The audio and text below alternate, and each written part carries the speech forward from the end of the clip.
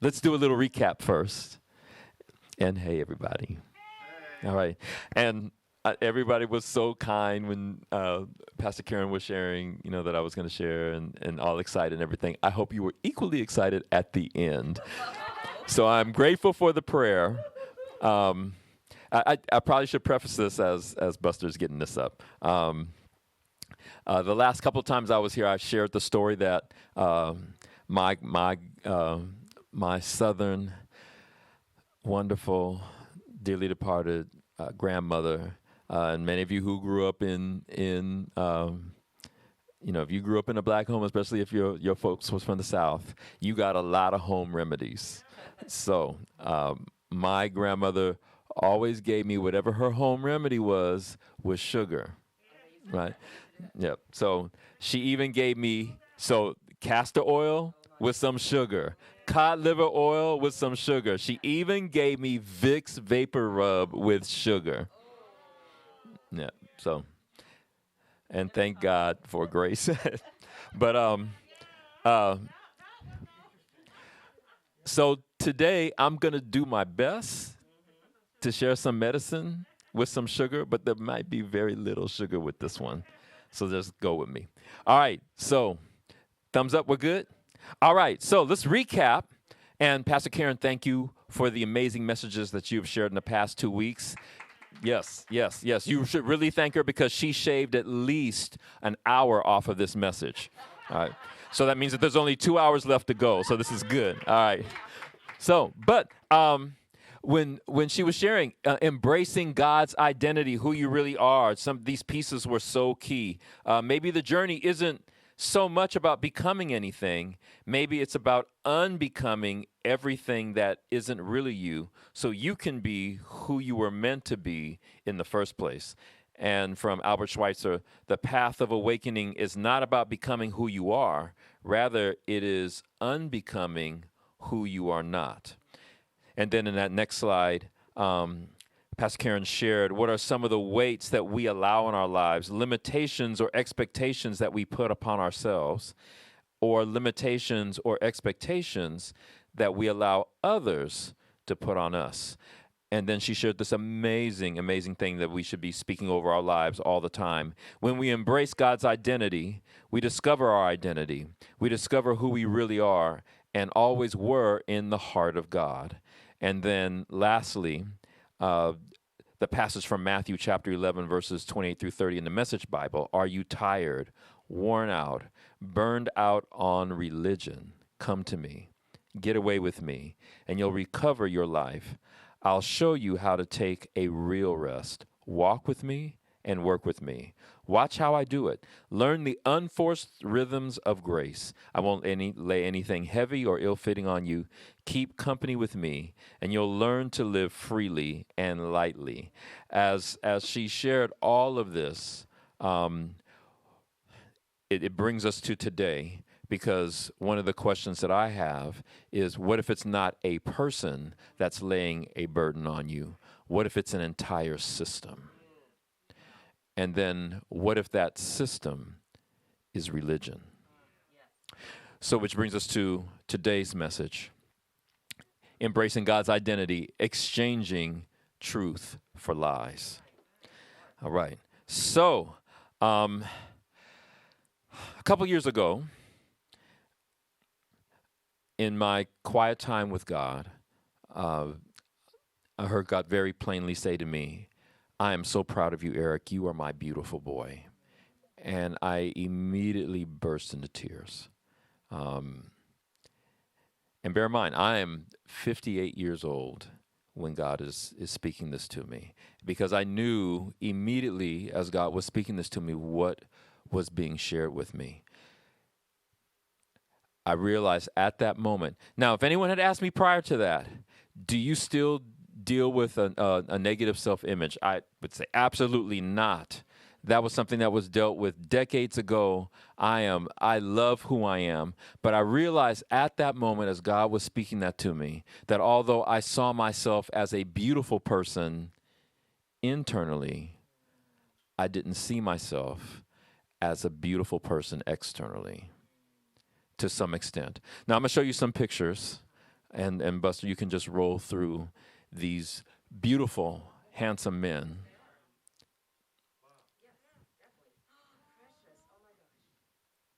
And there's one more there. For anybody who watches Black Lightning, you see Tobias as well.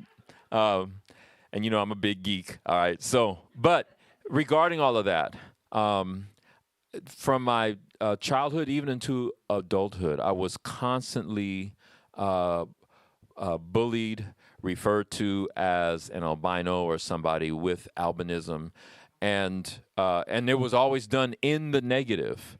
And so, and bear in mind, you know, I'm born during Jim Crow. I'm born in 1960. I lived through civil rights, and then there's the Black Power movement, and black is beautiful, but I'm not considered beautiful because I'm considered not black enough. And so, and I don't see anything in magazines or in television or in film that would help me embrace the beauty of who I am. So, even though I'm not an individual with albinism, and there is nothing wrong, and that's the thing I have to stress over and over again. Every one of these men are beautiful. If I was somehow genetically blessed with albinism, it's absolutely beautiful.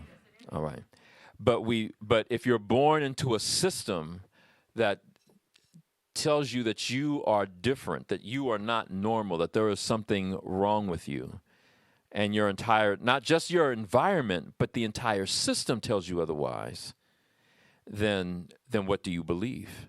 And then how do you stand in regards to that? So,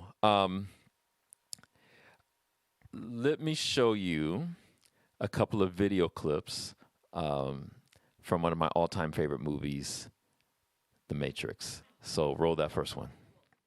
Do you want to know what it is? The Matrix is everywhere. It is all around us. Even now, in this very room. You can see it when you look out your window or when you turn on your television. You can feel it when you go to work, when you go to church, when you pay your taxes. It is the world that has been pulled over your eyes to blind you from the truth. What truth? That you are a slave, Neo. Like everyone else, you were born into bondage, born into a prison that you cannot smell or taste or touch. A prison for your mind.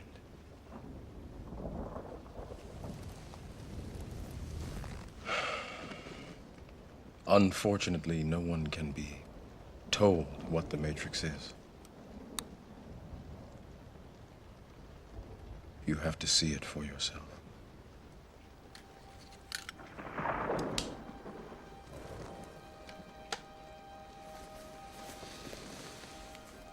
This is your last chance. After this, there is no turning back. You take the blue pill, the story ends. You wake up in your bed and believe whatever you want to believe. You take the red pill, you stay in Wonderland, and I show you how deep the rabbit hole goes.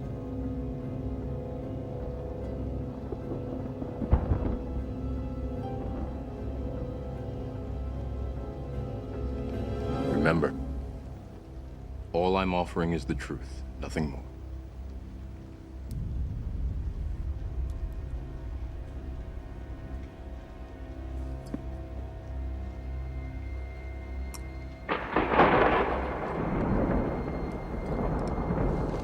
Follow me. It's so dope. I was going to put on a black leather suit and just get some glasses like Lawrence Fishburne and just preach the whole message just like that. And just talk to you like this and let you know revelation that will bless your soul. But I wasn't going to do that today. All right. But there are some things, when I recently watched the movie, my eyes were open based on some things. I took the blue pill. I took the red pill. I wish I had taken the blue pill because sometimes ignorance is bliss. But then when you see how far the rabbit hole goes, there's no turning back. And so suddenly I saw a rabbit hole in watching this film that I hadn't seen before. And so I want to highlight some of the things that he said. And just before I do that, I know, Buster, you don't have to go to that slide yet. I'm just going to mention this. Someone that I was just introduced to, Ralph Rickenbach, shared this statement: you don't see something unless you have the right metaphor to perceive it. You don't see something unless you have the right metaphor to perceive it. And I will be sharing a lot of metaphors today because I never metaphor I didn't like. Okay, that was terrible. I just had to get that out there. But I will be sharing a lot of metaphors, and this is one of them, all right? So these are, I just want to just highlight real quick some things that he said. Whatever this is, you feel it when you go to work and when you go to church, and it blinds you to the truth that you are a slave, born into bondage, a prison for your mind. And then right before Neo takes the red pill, he says, I only offer you the truth, nothing else. What I'm going to share today, I only offer you the truth, nothing else. Buster, play that next clip. The human body generates more bioelectricity than a 120-volt battery and over 25,000 BTUs of body heat.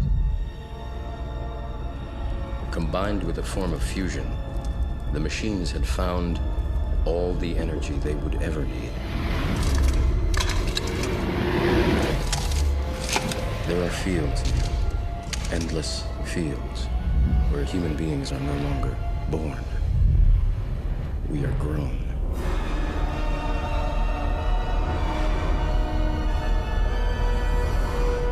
For the longest time, I wouldn't believe it. And then I saw the fields with my own eyes. Watched them liquefy the dead so they could be fed intravenously to the living. And standing there, facing the pure, horrifying precision, I came to realize the obviousness of the truth. What is the Matrix? Control. The Matrix is a computer-generated dream world, built to keep us under control in order to change a human being into this. No. I don't believe it. It's not possible. I didn't say it would be easy, Neo. I just said it would be the truth. Stop. I didn't say it would be easy. I said it would be the truth. What is it, I wonder, that this reminds me of? Especially this second scene where all of humanity are being harvested in fields as a controlled commodity to be turned into a battery. What's something in our history that is exactly like that, I wonder? One more metaphor. This story has been told by pastors around the world and different versions of it. I've heard it multiple times in my lifetime. A young married couple, they're getting ready to, the wife is getting ready to prepare a ham for Easter. And as she gets ready to prepare the ham, she cuts large chunks off of each end and gets ready to throw those pieces of ham in the trash. And the husband says, wait a minute, what are you doing? That's perfectly good meat. Why are you cutting that off? And she said, because that's what my mother always did. He said, well, wait. Don't throw that ham away. Don't throw it away. Let's call your mother and find out why she did that. So fortunately, her mother was still with them. And so they contact the mother. And she said, I always did that because my mother did it. It was just a habit. So, and fortunately, the grandmother was still alive. So they contact the grandmother and said, why did you do that? And she said, oh, baby, we had a little bitty pan and a little bitty oven. And so there wasn't enough room to get that great big ham in there, so we had to cut off the ends. So you can be born into something that is a true system to you, but with the wrong perception. It's not truth. You just do it out of habit. You accept it as truth, but it is not truth. So you have to go back into history to find out why it existed. All right, so now we're going to go into history to talk about what I want to get to. All right? We're going to go back to the 1600s, and we're going to go to Virginia before our nation was birthed, but these things laid the foundation for our nation. First of all, the story, and before I even mention these things, a little bit about what's happening in Virginia in 1600s. First of all, the first legislative body, the House of Burgesses, is in Virginia in the colonies. So any law that is going to be passed and any trial that is going to happen happens in Virginia. All right, so let's get that one first. Also, at this time, indentured servitude is what is happening in the colonies, and there are the number of Europeans that are indentured servants far outnumber the number of Africans that are indentured servants. All right, so that's another fact that you should know. All right, then the next thing about this is that everyone was not equal. That's never been the case. You had the privileged who were the landowners, and then you had the working class and the poor, the working class that worked their wages but were not the privileged, and then you had the poor who became indentured servants so that they could pay off their debts. All right. Now we get to John Punch. All right.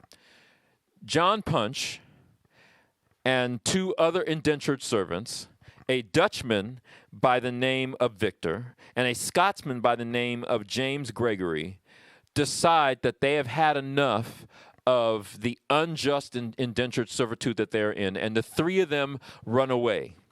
They are quickly caught, arrested, and brought back to Virginia for trial. Each one is sentenced to, I believe, 50 lashes. But the Dutchman and the Scotsman, their final penalty, their final judgment is that they are given an additional year of indentured servitude. But John Punch, the African, is made to go back to his owner, and they all had the same owner. But he goes back to his owner, and he is sentenced to indentured servitude for the rest of his life. This is not the first slave, but this is the first documented law case in which two significant things happen. One, you are now a slave for life. Two, a difference is made between the Europeans and the African. Now, why was this done? Well, you don't make a law unless something is happening. Most of the times when we make a law, it's because something has happened that creates the need for the law. If people are being treated unjustly and their working conditions are unfair, then there are uprisings. So something needs to be done about these uprisings. And so with this sentence, what happens? All three of these men came from the same economic conditions. They were the same. They agreed to run away together. But a decision was made for advantage. Does everybody see that? These two men, the judgment was made so that I never want the same penalty that an African gets. So the penalty and the law creates allegiance to the upper class to diminish the uprisings. Let's go to the next case. Elizabeth Key, 1655. Elizabeth Key is the daughter of an English nobleman in the House of Burgesses. Again, we're in Virginia. All right. Okay, she is mixed race. Why? Because her father had sex with a slave, and so then she becomes the slave to another owner. Her father tells the owner, I want her to be released from slavery when she turns 15. The owner says no. So then Elizabeth ends up getting married to another indentured servant who had a background in law, and together they sue for her freedom. And they win the case. Now, why do they win the case? They win the case for two reasons. One, because her father was an English nobleman. And according to English common law, no paternity was determined by the father. So what the father was, the child was. And so she said, because I am the child of an English nobleman, and common law says that no nobleman can become a slave, then I should not be a slave. Secondly, while she was a slave, she became a Christian. And English common law said that no Christian could become a slave. So she was set free. Who do you think got angry over that judgment? All the landowners. The landowners were furious. Next slide. Which created a new law in 1660 that now, here's the decision. This closes all the loopholes.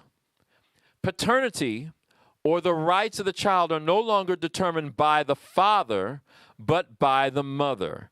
So if the mother is a slave, the child will be a slave. What does that close a loophole on? It doesn't matter if the mother is not free, the child will never be free, even if the father is the product of rape. The second thing is that child will never be free because it doesn't matter if the woman was a Christian or not, because they also pass another law with this that says that how can I put this? Because white did not exist yet. No European woman was allowed to have sex with anyone who was not European. So that meant that men could do whatever they wanted, and now we're talking about a decision that has been made. And this is the other part that I want you to know that's so important. Prior to Elizabeth Key, landowners were giving their slaves the holy sacrament of baptism so that they could become Christians. When the Key case happened, they stopped baptizing. They stopped sharing Christ with their slaves because now this could be that they lose their labor force. This was always about a labor force. Just like this is why I showed the Matrix video, because it's about turning people into a commodity. The commodity here is a labor force. They needed a labor force that could not revolt, that could not uprise. As soon as they passed this law, guess what they started doing again? Giving the Blessed Sacrament, because it didn't matter. It didn't matter if a person was a Christian at that point, because as long as the mother was a slave, it made no difference. I want you to see that the church has been complicit from the beginning, before the foundation of this country. Let's go to the next one. From 1680 to 1691, the House of Burgesses are now creating a definition and they don't want the definition to be based on being European, English, or Christian. Why are they trying to make this decision? Because in 1680, Virginia is giving out 50 acres of land to those who are free, and they have to create a definition for who will be considered free so that they can have land and that they can have rights. And so by 1691, and everything that I'm saying here, please don't take my word for it. Look it up, research it, because everything I'm about to say, it's there. All I'm sharing with you is the truth. Look it up. Look up the 1691 laws of Virginia, and you will find that this is where it is documented that you will now be defined not as European, not as Christian, not as Englishman, because, and I'm sorry, I'm going back again just a little bit, just so that we all understand history. When you came to this land, when you came to this new world, to the colonies, you were identified by your country of origin, not by your skin tone. Country of origin. So when you create something now called white, you give up your culture, your nation of origin, for what? Economic advantage. Because who is making these decisions? The privileged class. Now, do the poor get everything that the higher class is getting? No, but they get just enough to have allegiance. You know, kind of like a $600 stimulus check. It's no different. Give you a little bit of money so that you have allegiance and there is no uprising. I want to tell you about three things that came with this definition that are in these laws. One, the sheriffs. Sheriffs are created specifically to deal with runaway slaves. And they're given full permission that if there's any disagreement or if they try to escape, they can kill them any way that they feel is necessary. That's one. Two, interracial marriage is banished. You don't get any land, nor are you going to be part of what will be this new nation. You will be banished if there is interracial marriage. And three, if you are a white woman and produce a bastard child from a slave, the woman will be incarcerated with the church for 5 years. She will be a slave and servant of the church for 5 years, and that child will be a slave or servant of the child for 30. The woman will then have worked off her debt, but the child will still remain a slave in the hands of somebody else for the rest of his or her life.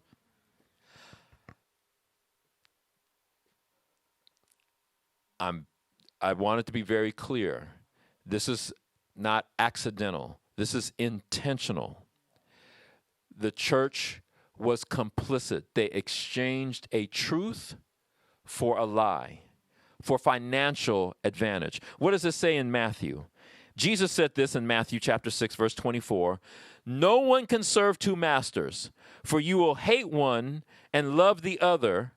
You will be devoted to one and despise the other. You cannot serve God and be enslaved to money.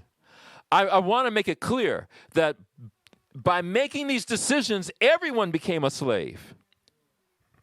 They became a slave to money for financial advantage and sold their soul and their culture. And then made others physical slaves as well.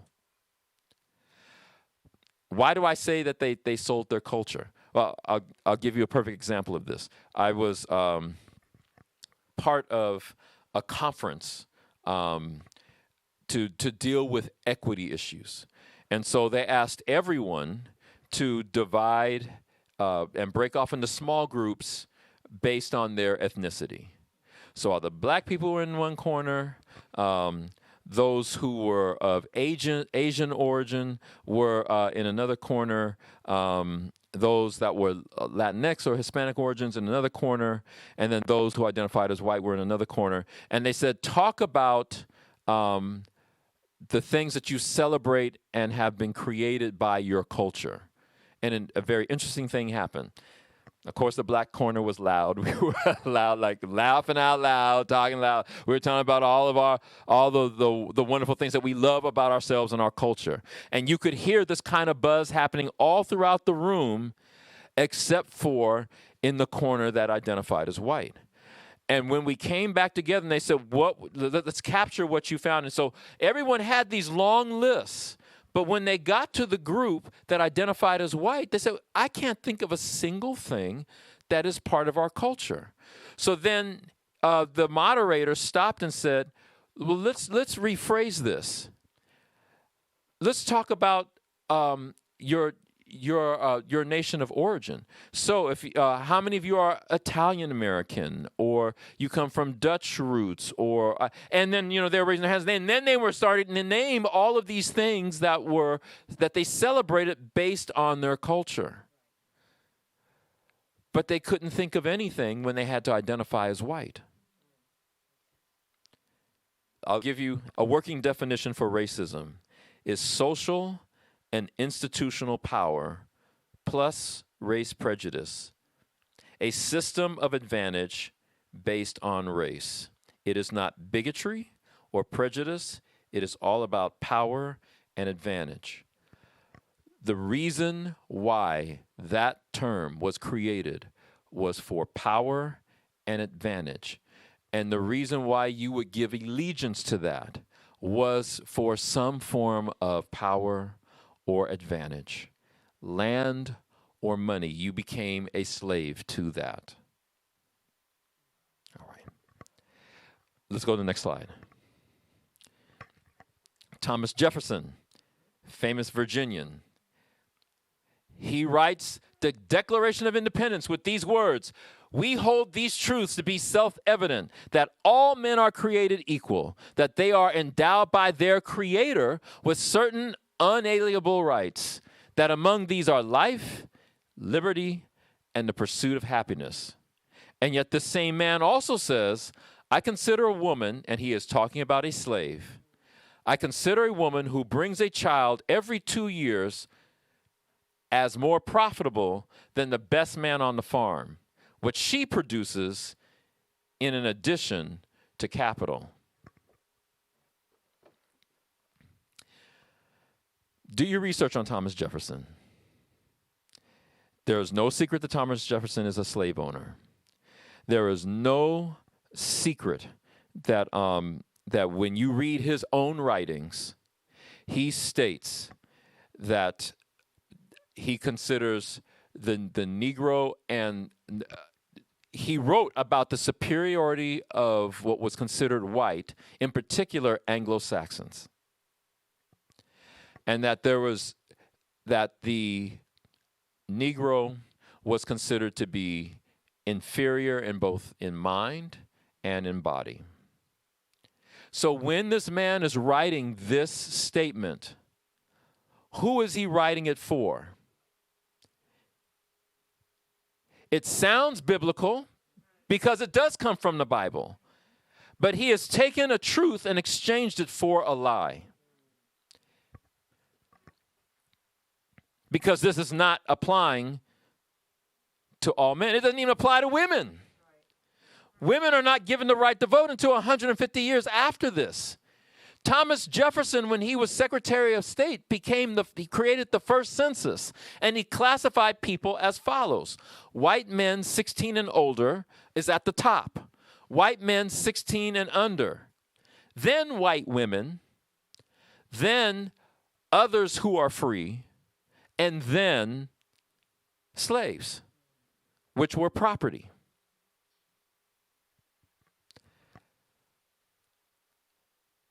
I'll share.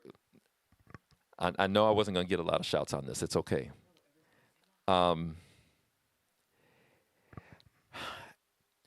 Abraham Lincoln,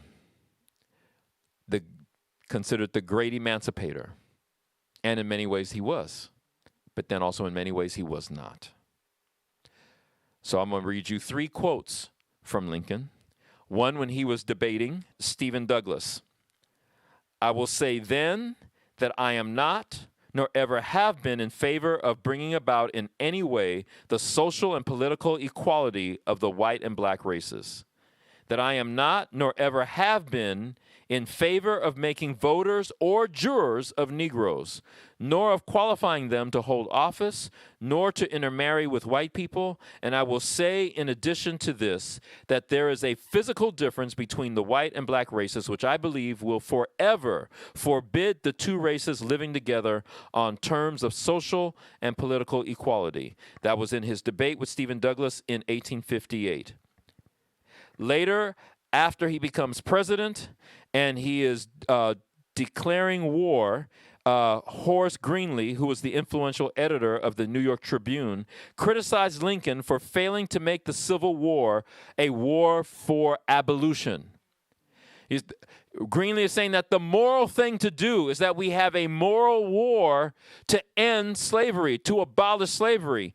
And Lincoln replies, my paramount object in this struggle is to save the Union, and it is not either to save or to destroy slavery. If I could save the Union without freeing any slave, I would do it. And if I could save it by freeing all the slaves, I would do it. And if I could save it by freeing some and leaving others alone, I would also do that. What I do about slavery and the colored race, I do because I believe it helps to save the Union. And what I forbear because I do not believe it would help to save the Union. The Union was the thing that he was concerned about. Nothing else. Now, did he believe that slavery was a terrible wickedness? Yes. But was he an abolitionist? No.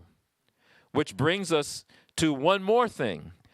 Lincoln, in the midst of this war, has decided that if the Union wins the war, a decision must be made. And so he invites 5 black ministers to the White House on August 14th, 1862. In that room with them and Lincoln is a newly appointed director of immigration. Not immigration, emigration. Emigration means deportation.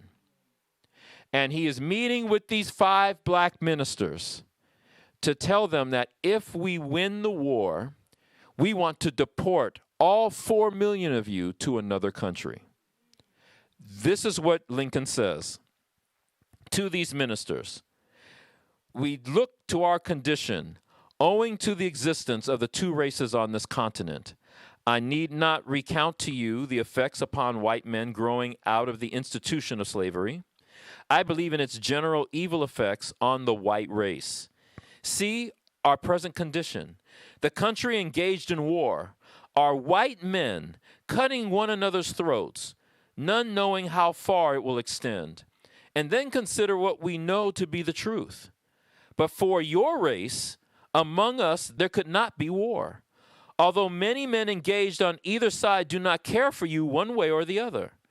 Nevertheless, I repeat, without the institution of slavery and the colored race as a basis, the war would not have an existence. It is better for us both, therefore, to be separated. The president told those 5 pastors that the reason that white men are dying is because of you. And these men are dying on a field, and they don't care about you one way or the other. So it's best for both of us if you separate. And then he asked them for their decision, and they said, well, we have to think about that. And he said, go ahead, take your time. And when they came back, they told him, no, we have no place to go to. This is our country of origin. We choose to stay here. Now, upon hearing this story for the first time, I'm not going to lie. I believe they made the wrong choice. Knowing all of this, knowing that none of these statements are written for me, makes me feel and believe that maybe we should have taken our ingenuity and our genius and have tried to do it someplace else. We should have taken the money and run.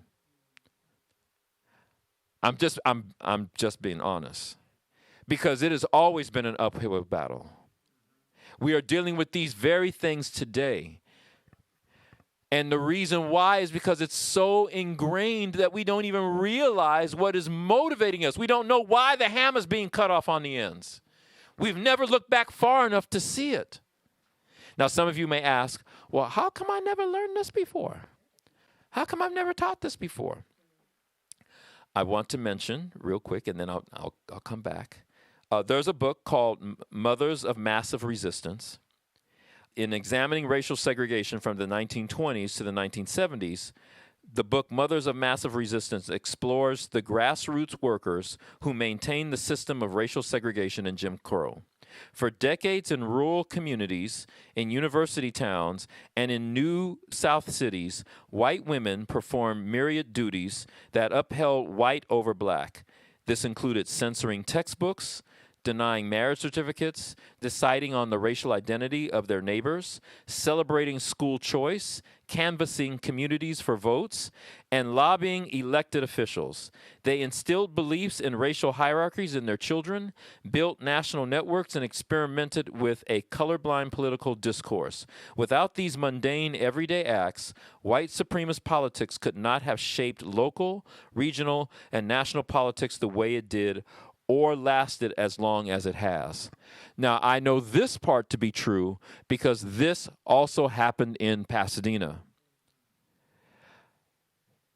When I graduated from high school, first of all, let's go to 10-year-old Eric Johnson in 1970. What happened in Pasadena in 1970? Pasadena was mandated, court mandated, to desegregate.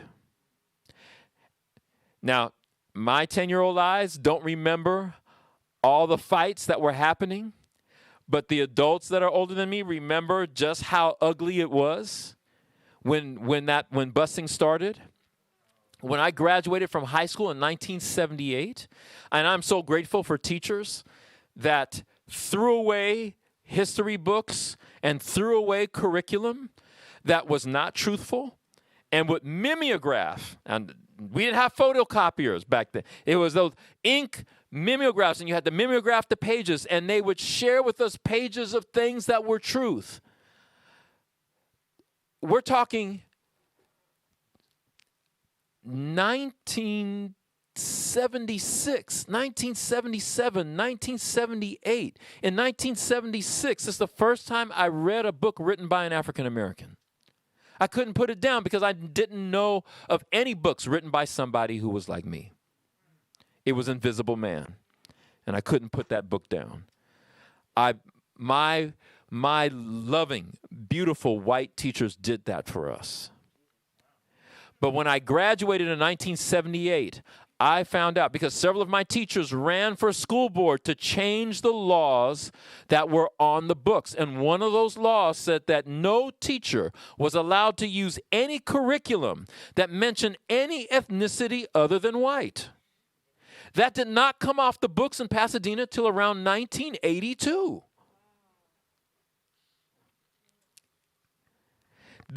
So a lot of what I've been learning in the last 5 years many of these things were never taught to me in school. I didn't know any of this. Okay. Next slide. Anybody remember reading this book? Animal Farm? What was George Orwell trying to tell us? Next slide.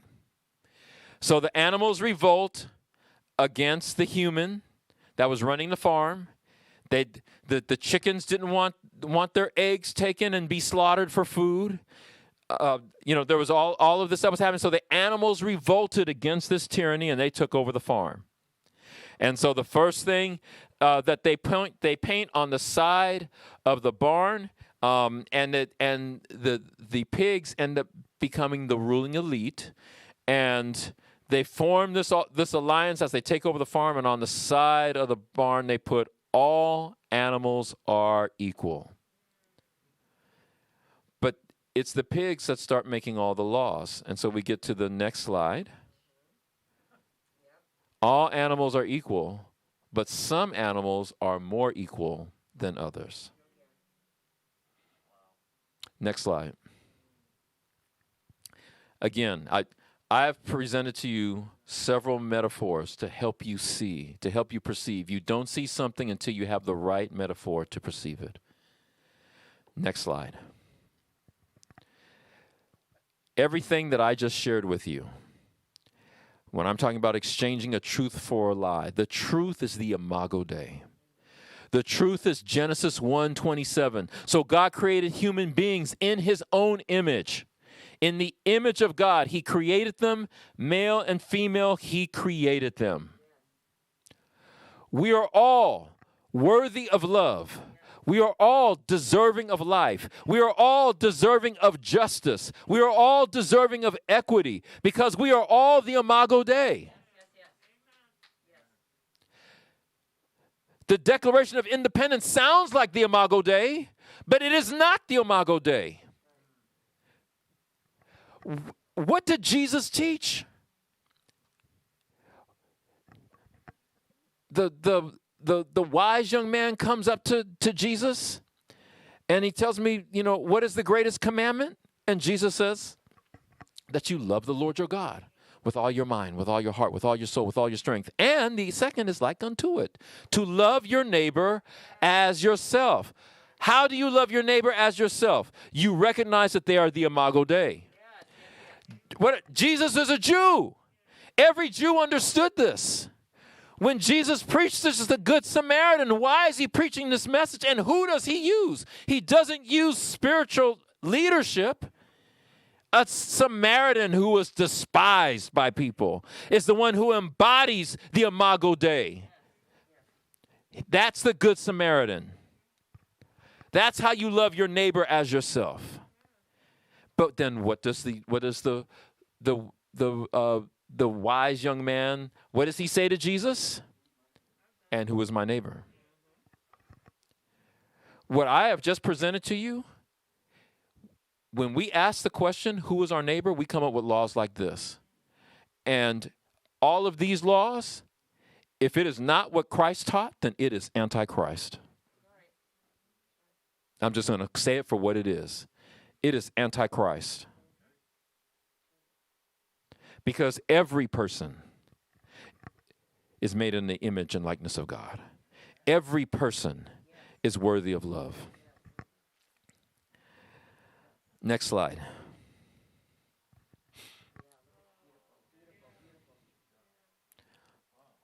All of these faces are beautiful. And all of them represent the image of God. Next slide.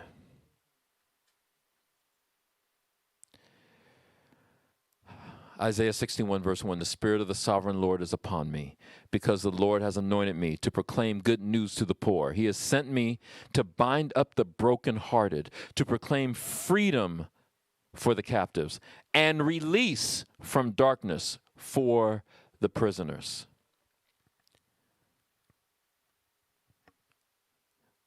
What is Jesus' first message? When he opens up the book in Luke 4, it is this. It is this. And when you get to Isaiah 61, you get down to verse 8, what does God say? I, the Lord, love justice. It's not a separate thing. We keep getting all this static and stupidity that when anyone who starts talking about love and justice and equity, oh, brother, that's just a social gospel. You need to preach the true gospel. That is the true gospel of the Bible. This is what this is. This is it. This is it. Next slide. John 8:31 and 32. Then Jesus said to those Jews who believed him, if you abide in my word, you are my disciples indeed. You will know the truth, and the truth shall make you free. We've got to live in the word. We have to abide in this word. That is the blue pill. Well, I mean, the red pill. Thank you. Thank you.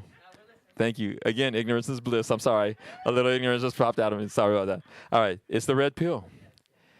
And my eyes are constantly being open to truth that I have not seen before. There is a higher law than what isn't. Okay. I just throw the question out to you all. All right. If Thomas Jefferson really meant the Imago Dei, then why do we need to amend the Constitution?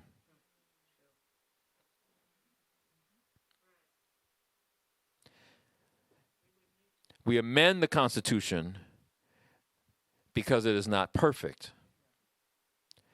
We amend the Constitution to fix an injustice. I'm just saying. Which is why it's challenging then when there's an empty seat on the Supreme Court and then people argue that what we need to fill that seat is a constitutionalist. Because a constitutionalist will only apply the law in its context. And if we go by the original context in which it was written, that doesn't protect most of the people in this room.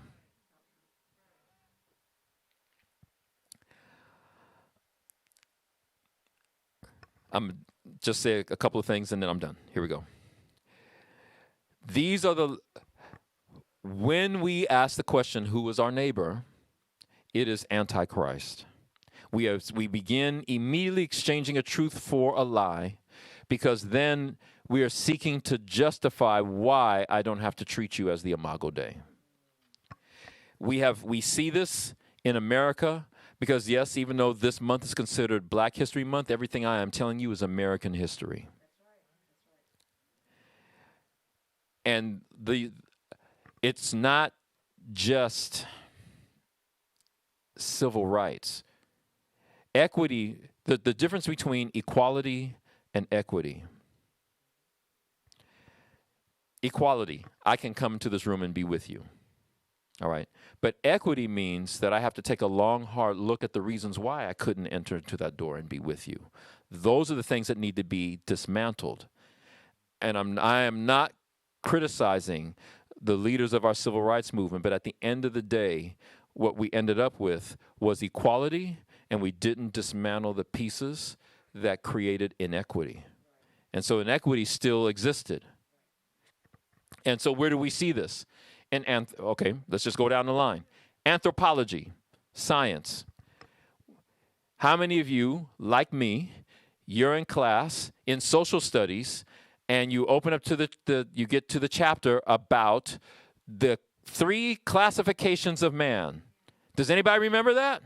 What were we told? That all of mankind falls in 3 classifications: Caucasoid, Mongoloid, and Negroid, in that order. Where was that created? That was created in America. It is impossible for all of because I really don't want to use race. And actually, this was using science to justify race. And any anthropologist will tell you today that all of that is hogwash.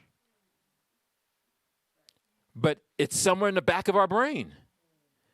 It's something that, like the Matrix, it's something that is in there, and we are seeing through a lens and not even realizing that we're seeing others subconsciously through this lens. That is a lie. Science will tell you that the difference between all of mankind genetically is 99.9% the same. All of us have more in common genetically than a flock of penguins. Because that's the way God made us. All right. I'm going back to there's so many things that happen in Pasadena. As many of you have seen in the news, if you weren't aware that Caltech was the birthplace of this diabolical theory of eugenics that scientifically taught that different races were inferior. This was the study that was done in Pasadena, and these individuals that created this theory have buildings dedicated to them in Caltech, and as of, I think, a month ago, their names were being taken down after all this time. Who used that study to massacre thousands of people? Hitler. All right. We see it in property, the study of redlining and redlining in Pasadena, redlining here, I mean, everywhere. We see it in voting, we see it in marriage, we see it in who's holding office, we see it in law enforcement. And I've mentioned it in regards to history. And here's the thing, because this is not an issue of black people and white people. This is a lie created for power and advantage that has not just impacted African Americans, it's impacted all people of color and people of all orientations. And it has been the same methodical lies put out about every group. Whether it's LGBTQ, whether it is Chinese, in which we pretty much enslaved to build the railroads as we massacred the Native Americans, because according to what they said, God said that it was our manifest destiny to do so. And hear me, I'm not saying all this stuff to crap on America. That is not my object. That is not my purpose. I want us to understand that we were born into something that we did not even see. And we need to see differently if we're going to change the situation. So last of all, next slide.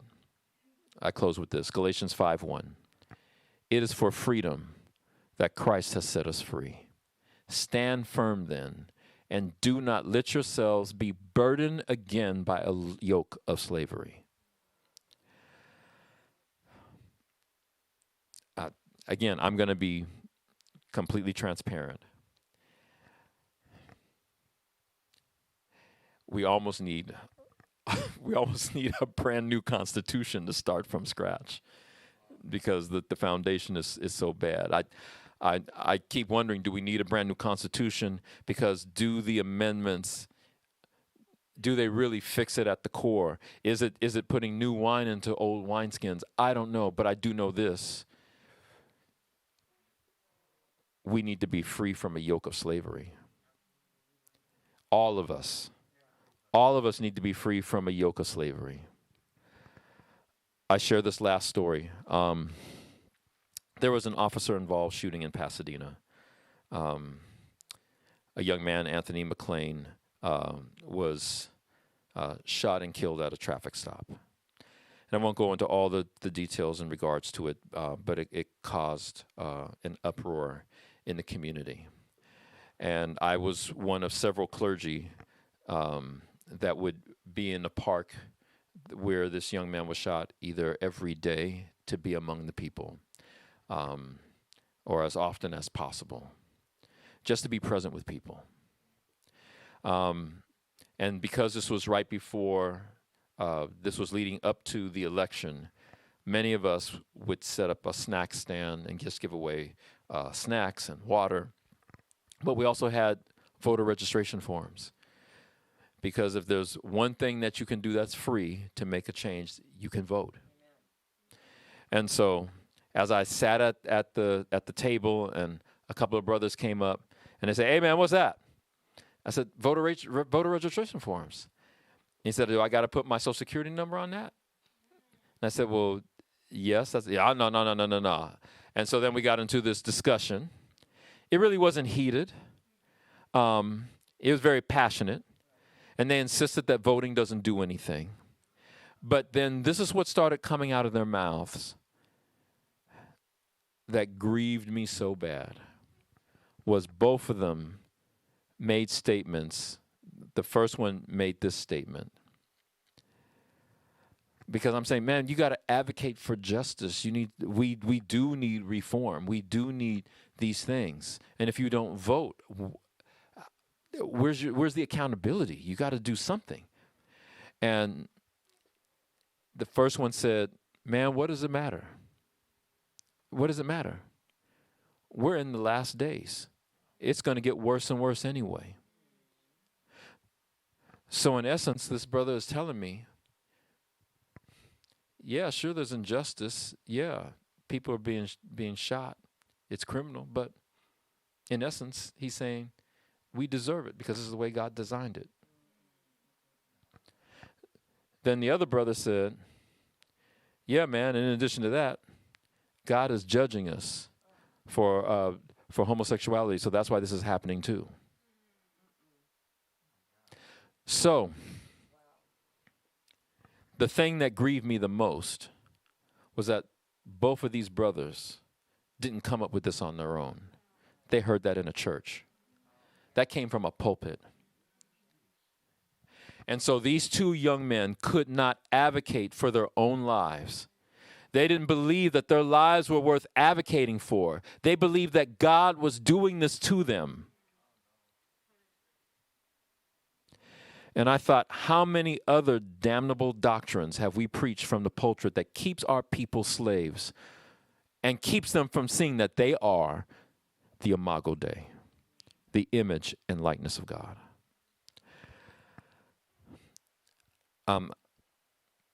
These are my closing questions, and then I'm going to give you some book recommendations, and then that's it.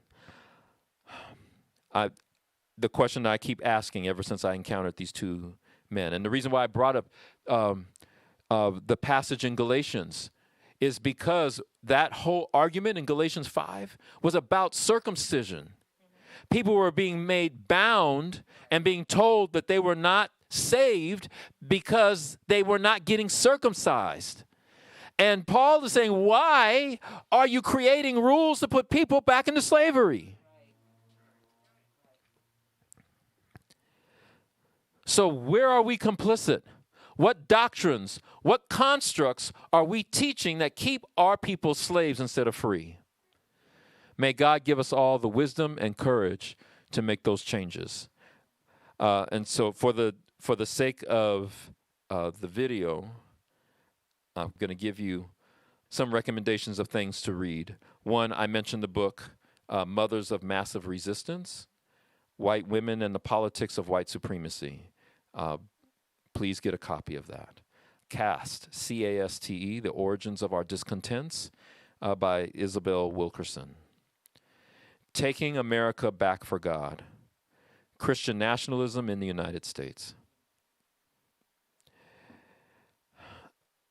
I'm not going to sugarcoat this at all. Christian nationalism is a form of godliness, but it is anti-Christ because it is anti the Imago Dei. How to Fight Racism by Jemar Tisby. Courageous Christianity and the Journey Toward Racial Justice. This is his latest book.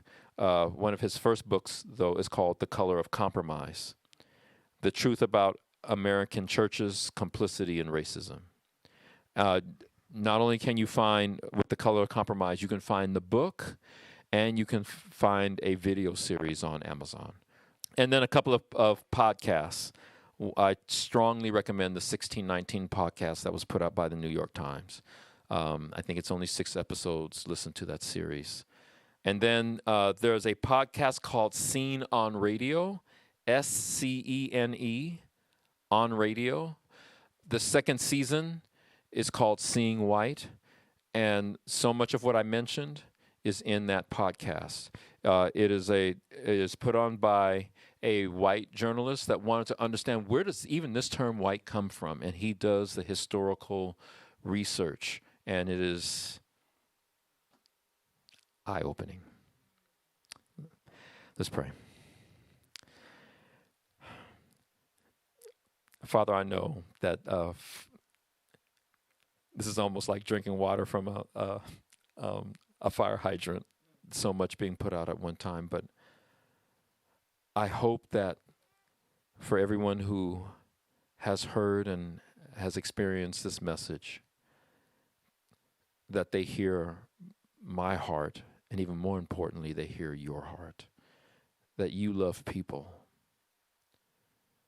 that you made all of us in your image and in your likeness. And I pray that we are able to see each other in that way, that there is no one that we encounter that is not worthy of love, that is not worthy of justice. Help us to love our neighbors as you have instructed us to love ourselves, to see ourselves. And may we be, with that revelation, may we become that more perfect union. May we become that nation that is by the people and for all people. Let there be liberty and justice for all. In Jesus' name I pray. Amen. God bless you. Hi, I'm Pastor Karen of Oasis of the Valley, and I'm here with Pastor Christine and Dr. John, and we'd like to share something with you. If you don't live in the local area and you'd like to be part of our Oasis Fellowship, we've got a way to connect. We'd like to get to know you personally by video conference calls and telephone calls, and Dr. John will tell you more about how that came about. It was just a few weeks ago. In literally 1 week's time, I got several emails from people in different parts of the United States and even overseas who are interested in finding a church in their area that's preaching the same powerful message that we are, and in the way we are, that's quite unique. And unfortunately, I couldn't give them really an answer. I know of a couple of churches and friends that are ministering like this, but honest, there's not too many. And we are truly trying to press forward into a whole new arena in God right now. And what wound up happening was that the thought occurred to me, well, we've got all this amazing technology. Why can't we pastor them with the video conferencing and stuff that you were talking about and minister into their life? And who knows what God will be able to do through that. With enough people, maybe be able to start a church out there. Sounds good. So if you're interested, please click the link below and we'll explain more.